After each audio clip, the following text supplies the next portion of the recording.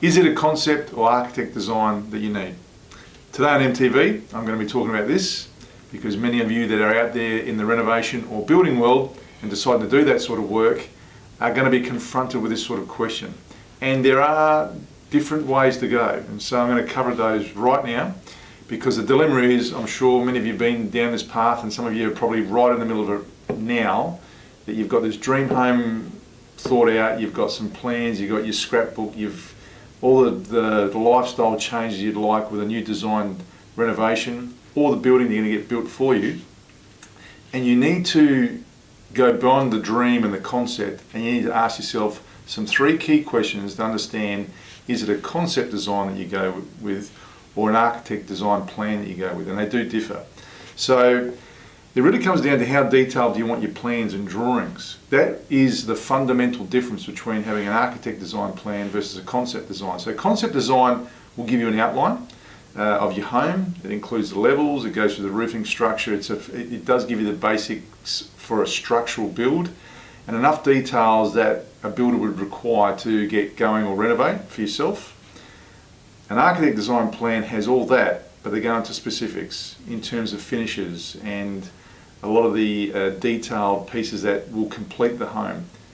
And a detailed document with specifications, and you often hear the word specifications in building, and that refers frequently to what an architect gives you. It's not something that you just get from a concept design with specs, as they'll shorten them. So if a builder refers to saying, oh, have you got specifications, then that's going to be coming from the architect a lot of the time. So that's the number one piece you need to understand, because the difference between the two is in cost and in detail and also in time. And so this is where I come to the second point. What is your time frame? So the architect option is a great one, and the reason is that it runs smoother, you have less wastage, and you do finish closer to budget.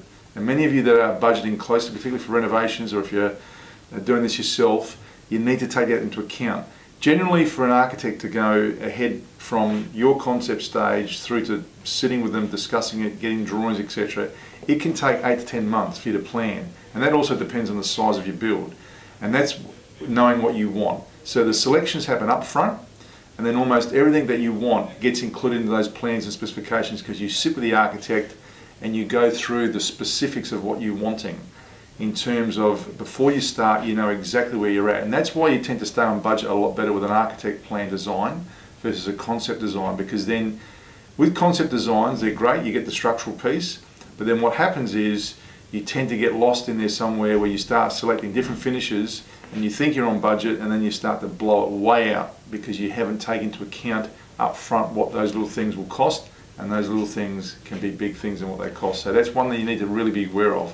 So if you've got a smaller renovation, or you're looking for the design owner to give you some flexibility with a change in mind, then a concept design can work for you. You've just got to be really disciplined. And that's the key piece here, because I see some people do concept design plans and become on a renovation. They do it very well. And then others would just almost sometimes double the cost of what they allowed for. And that's where you see things aren't completed, or they just take so long because they've got to wait for the funds to catch up for what it is they want. The third piece you need to then work out on this one is, from a concept design or architect design, are you going to choose a builder or are you going to be an owner builder? And depending on which way you go, concept design or architect plans will be critical in getting what you want. Okay, and as I mentioned before, finishing on time and within budget.